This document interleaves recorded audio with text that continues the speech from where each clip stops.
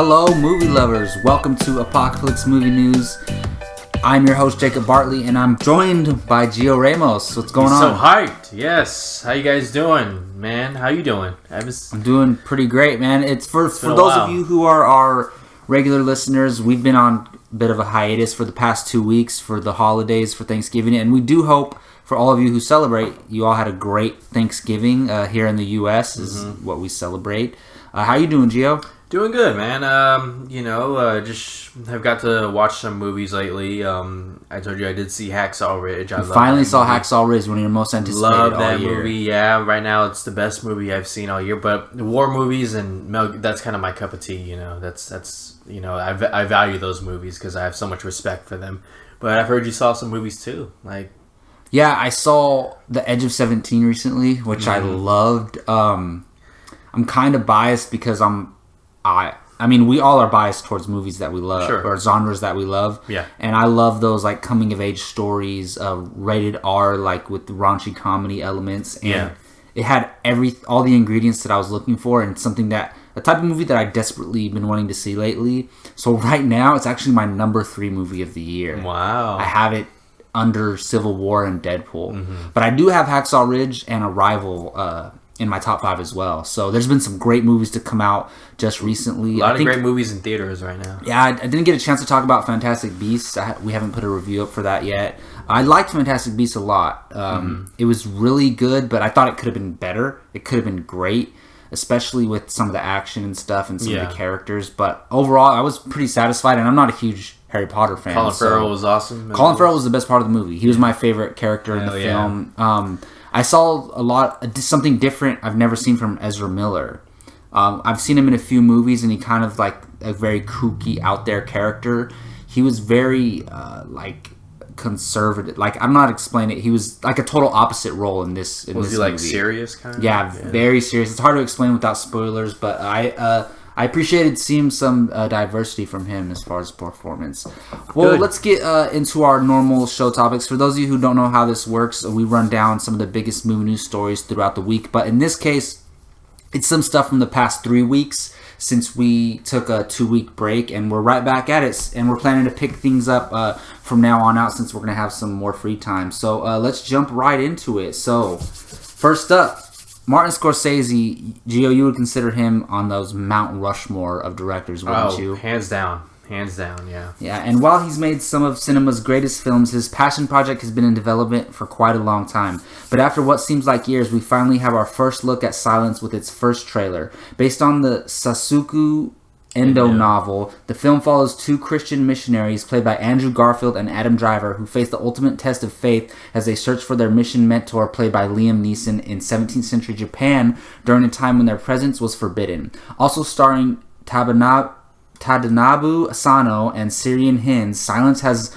a limited December 23rd, 2016 release date, where it will then expand in January of next year. Gio, you've been looking forward to this Scorsese film starring Andrew Garfield, who was just in Hacksaw Ridge. What did you think of the trailer? I thought it was great, and I love the leads in this movie. You just mentioned Andrew Garfield, who, this is his year. Even if he doesn't win an Oscar, this guy, everyone's going to see the type of acting talent that this guy has. I think it's great.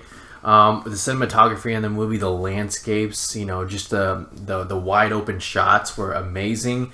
And this film, my religion knowledge isn't that strong, so I'm very interested to see how people question faith and how much faith they believe in, how much it'll drive them throughout life.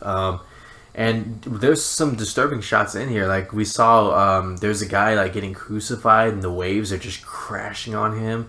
That looked pretty intense. And I don't know if you noticed, or heard, but the reviews, some early reviews came out, and it's all praise for this movie, which we would expect nothing less from a Martin Scorsese film, a project that he's been trying to do for 20 years. I'm looking forward to it. And lastly, I'll just mention I love the diverse cast. You mentioned these actors, Tadanobu Asano and Syrian Hinds. Yeah, the names that I totally butchered. Yeah, it's okay. But yeah, I love to see the diversity. It's great. And I'm looking forward to this movie. I think this is something that every fan of Scorsese should see. Yeah, I like you. I'm not a huge religious person, and I'm not gonna have too much knowledge about that aspect going into this. But the religious aspects that makes me excited are the fact that they weren't allowed to be in this country at this time during this time, and that's really intriguing to me because that's going to be a huge obstacle for them looking for their mentor when they're not supposed to be in this land. That's Liam Neeson's, man, dude. And just every shot just looks amazing. And it's a Scorsese film starring Andrew Garfield, who we just saw arguably give his best performance of his career. He can. This is weird for him because this might hurt him because he could potentially have 2 Oscar-worthy performances, and it'll be better for him if he only gets 1 nomination because if he gets 2, he's going to split those votes and someone else is going to win. So I kind of hope he gets nominated for whatever the better one is. And Adam Driver, I have been a huge fan of Adam Driver. I used to watch Girls ever since like the second season. I started watching the first season, so I've been a fan of his for a while. And I thought he was great on that show. And then he got cast as Kylo Ren, and I was like, this is awesome because I like that actor. And I thought he was great in Star Wars, and I've seen him in a couple other little indie things, and I think he's great, and he looks really good in this movie, doing the accent and everything. And Liam Neeson, one of the best of all time. So this is going to be one of those greats, I think. And go ahead, you were saying. Yeah, go ahead. No, I was going to say, you have Kylo Ren, Spider-Man. Who's Liam Neeson? Who is he? He's Qui-Gon Jinn. And Ra's al Ghul. It's great, man. That's what happens when you're a comic book fan. Yeah, exactly. Speaking of comic books, weeks back brought the unfortunate news that Deadpool director Tim Miller was leaving the sequel due to creative differences with producer and star Ryan Reynolds. And with Deadpool being a hit, his epic debut this past February, Fox was looking to fill the director's chair right away. A number of directors with all sorts of backgrounds were brought up, but Fox has landed on John Wick co-director David Leitch. Leitch became an instant frontrunner when his name surfaced due to his incredible job with the action hit John Wick. Now he moves on to tackling the Merc with the Mouse next foul-mouthed adventure. Deadpool 2 will hit theaters on January 12, 2018. And I'll go ahead and start this one off. I think this is great director choice because here's the thing.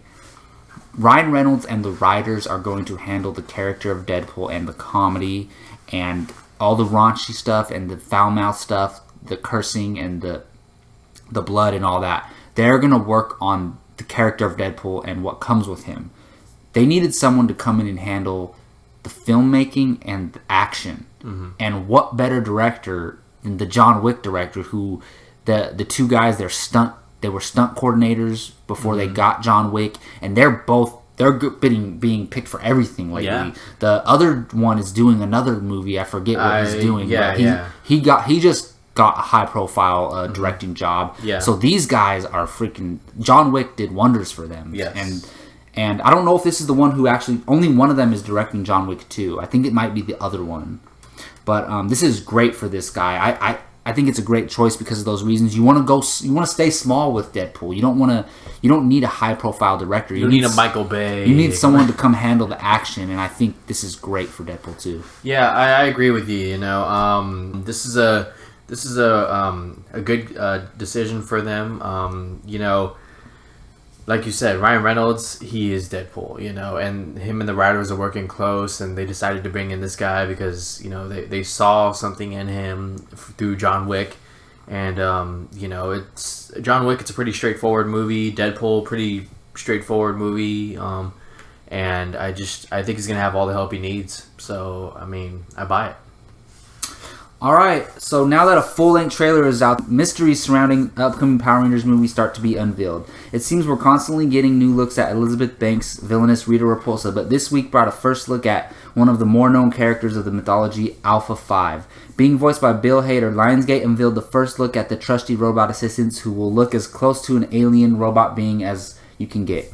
Anyone who's been listening to us for any length of time will know that I'm a huge Power Rangers fan. I have my eye on everything that comes out with this. Rita looks amazing, by the way, especially those recent pictures that have came out. Yeah. I have loved everything that have came out. The casting, the directors, the writers, the trailer, until I saw the Megazord concept art or toys or whatever. I think the Megazords, if those are what they look like, it looks horrible. The toy or whatever came out. I hope that's not the final product. Yeah. And now we get to look at Alpha 5. When I first saw this, I was I had the same feeling when I saw the Megazord toy. I was not happy with it. I thought it looked stupid. I didn't understand what they're doing. But then I kept looking at it. I was looking at the full body. And the first thing I saw was just the head. But then I was looking at the whole body, and I liked the design of the body. And even the head. But the light bulbs, as I don't know what they are. They're supposed to be. Yeah. But the visor... Like, the visor is supposed to be his eyes, like, not those light bulbs. So I don't know what those light bulbs are supposed to be. Are they going to shoot lasers out? I hope not. But whatever those light bulbs are, it makes it look kind of stupid. It makes it look like something that someone built in their garage. And it doesn't look... Those make it look less alien to me. If you take those light bulbs off, I think he looks great. And I like that he's smaller. He looks smaller than what he was in the show. In the show, he wasn't human height, but he was like up to people's shoulders. And now he looks like, like up to people's waist. So I like the height and the body style, but I do not like those little light bulbs sticking out. But I love that Bill Hader's going to be voicing it, and that's awesome. So you can, I guess I'm kind of half and half on this. So the Megazords are the thing that I'm most disappointed about, but everything else I've loved. This I'm kind of on the fence about. Yeah, it looks weird. That's...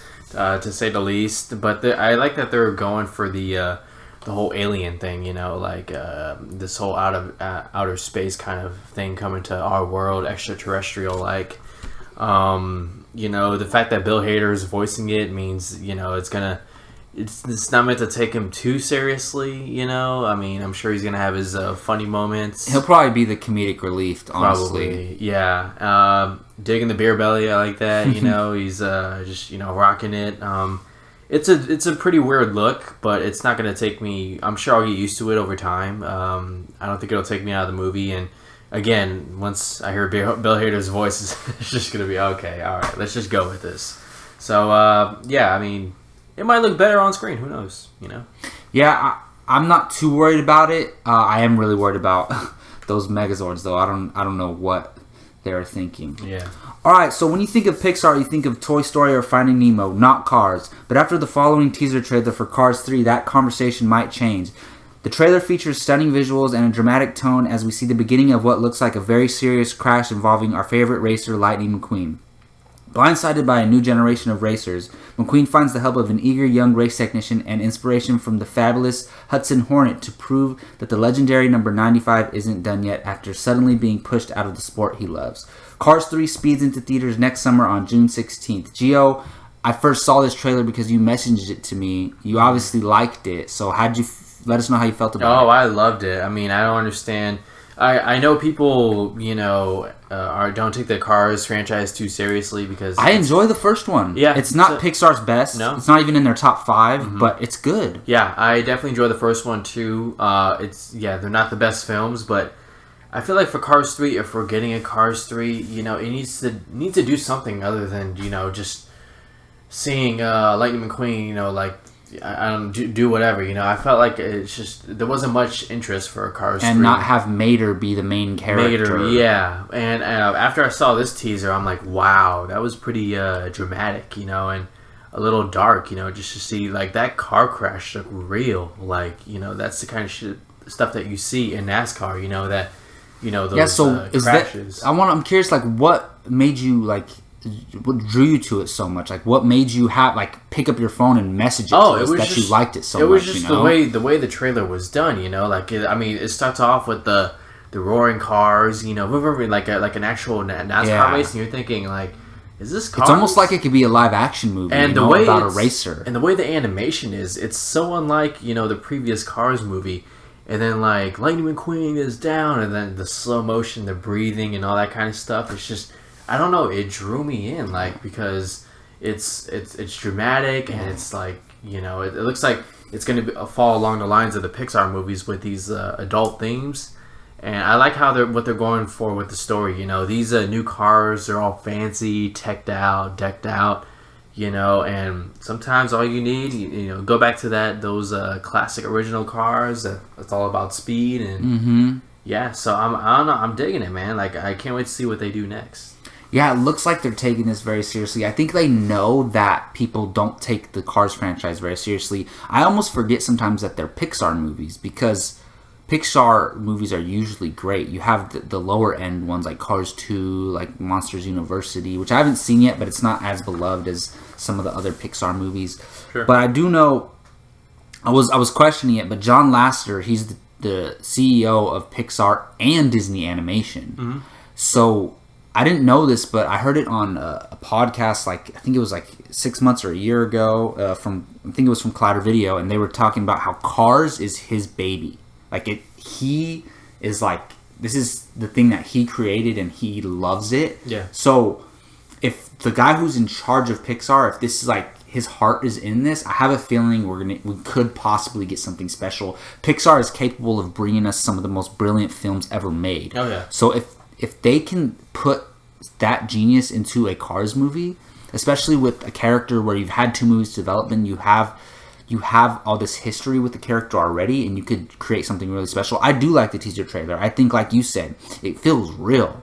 Like it feels like, I feel like a lot of athletes and a lot of people who are like veterans in their field of expertise or their sport or whatever can relate to this, because you're always, you're more vulnerable when you're older, and when the youngins come in, they're threatening you to take your spot. So I think there's going to be a lot of that going on, and I think it looks great. And all he knows is racing. And sometimes I forget that Owen Wilson is the voice, and I like him as the voice of Cars. I love the first Cars. I was like, remember when it first came out? I was like, I really enjoyed it. I was like in 9th grade, and so I liked the first Cars a lot. The second one like turned me off from the franchise completely. But I think this third one can really do something special, and I do hope so.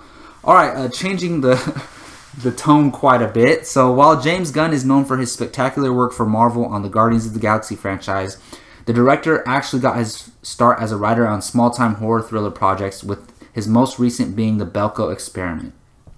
Written by Gunn and directed by Greg McLean, The Belko Experiment follows a group of 80 Americans who are locked in a high-rise office building in Colombia and ordered by a mysterious voice to participate in a twisted social experiment of kill or be killed. Starring Tony Goldwyn, John Gallagher Jr., Adria Arjona, Sean Gunn, Michael Rooker, and opens on March 17th, 2017. So, Gio, you just watched this trailer before we started this podcast. What'd you think? Oh, man, this is crazy, dude. It reminded me of remember The Dark Knight when the Joker had those 2 people on the boats and they're like, you have to choose, like, who do you kill, like, them or yourself? Yeah. Oh, yeah. It totally reminded me of, like, this trailer reminded me of that.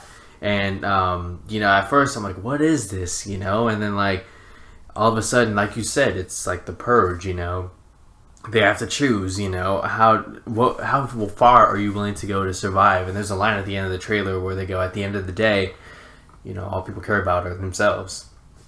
And that's true. So, I love that James Gunn is behind this, and I like the cast, very James Gunn. You got Sean Gunn and Michael Rooker, who are regulars in there. So I'm looking forward to this, man. March 17th. It's going to be like one of those, like intense, like who is behind this, kind of movies. It's very suspenseful. Can't wait. Yeah, the concept is kind of similar to The Purge in a way. I really dug this trailer the first time I saw it. I was really intrigued by it. And there's those movies, whether it's horror or like, just very violent, where like it's all about the gore and the blood and all that stuff. And while there's going to be a ton of that in this movie, I don't think that's not gonna be like the main focus. There's gonna be like some type of mystery behind it, like who's behind this, and it's gonna kind of be like, it's gonna have some type of social commentary behind it, like reflecting society in a way, like what do humans do when they're faced with this situation. And they even show in the trailer that like at first our first instinct isn't to harm others or kill, because they're all resistant to do it at first. From the trailer it looks like. But when we're pushed to the edge and forced to make that decision, I think most people, not most, but like some people are willing to do that. Oh, yeah. And it's all based on survival, and it's kind of like a cat and mouse game. Like the stronger, more like ones who are willing to kill are going to be the ones chasing around the ones who are either too scared or too kind to kill. So it's going to be something pretty cool to watch. I'm more excited for something like this where the concept is intriguing than like a traditional horror movie, you know? Like, yeah. So I'll be looking forward to it, especially with James Gunn involved. And we talked about his indie projects like coming up before he did Guardians, like Super and Slither, stuff like that. And he always has Michael Rooker in there, so even in Guardians. So I didn't even know this movie was coming out, but I'm really looking forward to it. All right, moving to our segment of the show called Take One or Leave One, and that's going to have to do with two movies that have got some new castings lately. So the first is the Gavin O'Connor follow-up to The Accountant titled Atlantic Wall. The project has just brought Bradley Cooper on board to star and is set during World War II, telling the story of a lone American paratrooper who finds himself stranded behind enemy lines just days before D-Day. The second is for the film Chaos Walking, which is to be directed by Doug Liman and already has Daisy Ridley attached to star. As to who will co-star alongside her, The Hollywood Reporter is reporting that Spider-Man himself, Tom Holland, is in talks to join Ridley in Liman's film that takes place in the dystopian world where all women have been killed by a germ, and all of the remaining living creatures can hear each other's thoughts in a stream of images, words, and sounds called noise. Neither film has a release date yet, but Gio, you hear these two movies and the casting additions. Take one or leave one. You know, I was about to take Tom Holland and Daisy Ridley and was it Doug Liman's film until I read the synopsis about, like, you know, hearing each other's thoughts called noise, and that just sounds weird. I wish we didn't know that. I just wish we knew Doug Liman films starring Daisy Ridley and Tom Holland. That's it. Yeah, so I gotta buy the Bradley Cooper one. It sounds a little bit like a little Behind Enemy Lines meets Saving Private Ryan, you know. And Bradley Cooper, we know what he can do in a war movie. American Sniper, it was very successful, and he you know, got an Oscar nomination for it. Whether he deserved it or not, that's another conversation. But yeah, I gotta buy the Bradley Cooper one. I'm a big fan of war movies.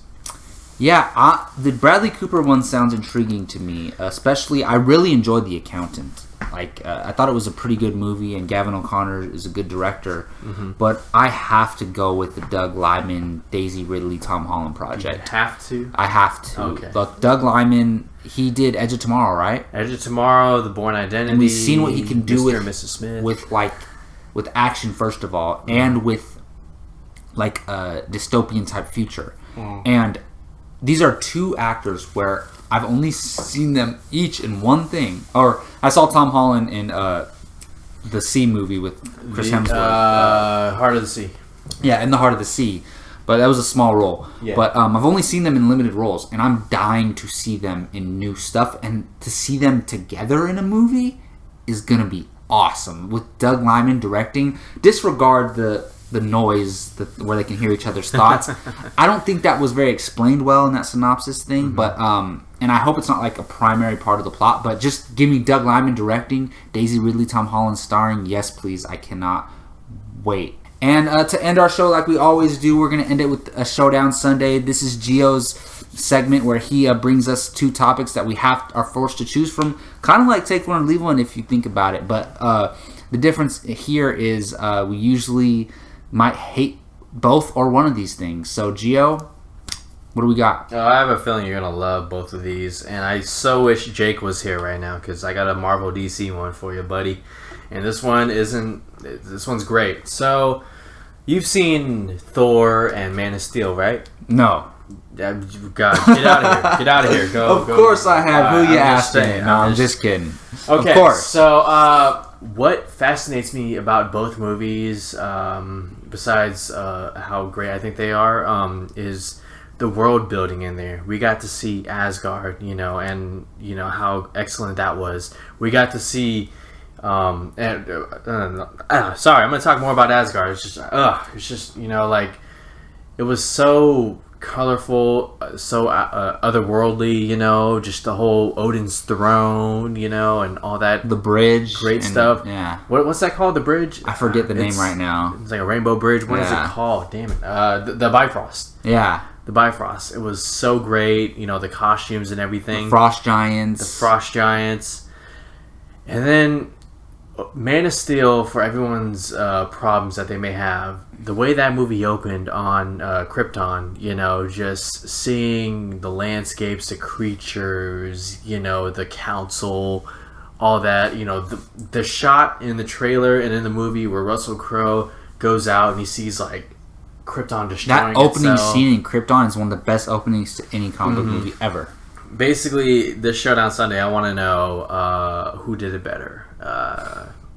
Man of Steel and Krypton, or Thor with Asgard? So we're specifically deciding between those worlds, like how they were depicted in those movies, right? How were they? Because okay, it's not the movies themselves, but yeah, Thor spends a good 20 minutes on Asgard before he gets. They go sent back to Earth. too, and he goes back too. Where Man of Steel spends about 15, about almost. No, the it's same a fair time. comparison, yeah. So what do you? Man, what that's do you think? tough because if it were movies, even though I love both of those movies, the decision was easy for me. It's Man of Steel.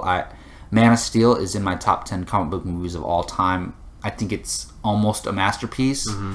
Well, Thor, I love Thor, but it's a great movie, but I wouldn't consider it like a masterpiece. So if that was just the movies, I would go Man of Steel. But if we're, oh man, this is really tough. Mm-hmm. I honestly don't know. It's really hard. But so we have Krypton, and it's totally like Marvel and DC. Like you can tell Asgard is Marvel and Krypton is DC. Oh, when yeah. you look at it, Yeah. and they're both great, And it kind of depicts like Krypton's really dark, and then Asgard is really light and bright. Yeah, it's oh man, this is tough. Ooh, all right, so I'm gonna go. Which one did it better as depicting the worlds?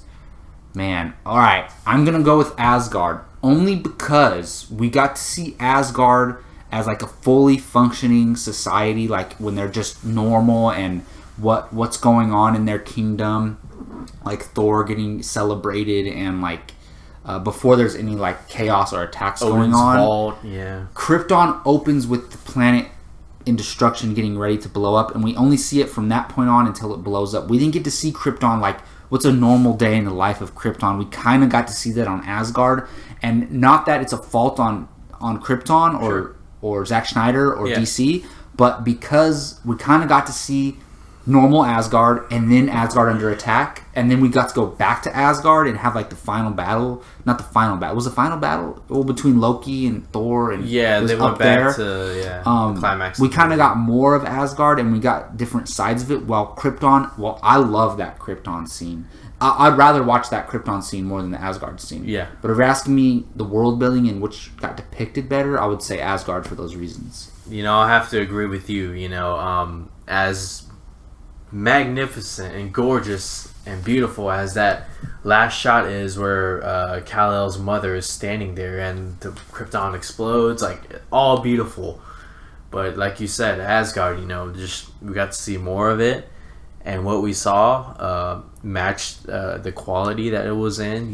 Just how beautiful it was and how great it looked. Got to go Asgard.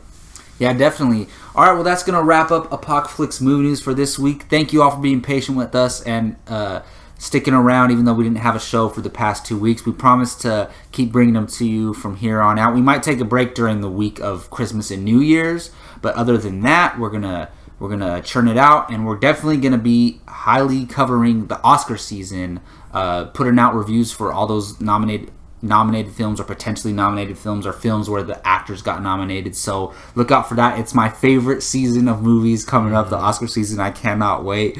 But I want to thank Gio for joining me today. Let them know where they can find you online. You guys can find me on Twitter at GioRamos24 and check out ApocaflixMovies.com. Some good articles out there. And you can find me, Jacob Bartley, on Twitter at @JacobBartley_. And on this YouTube channel, please subscribe and hit that like button if you like what you hear and you want to stick around and hear us talk movies week to week. And it really helps us out. Thank you all for listening. Until next time, take care.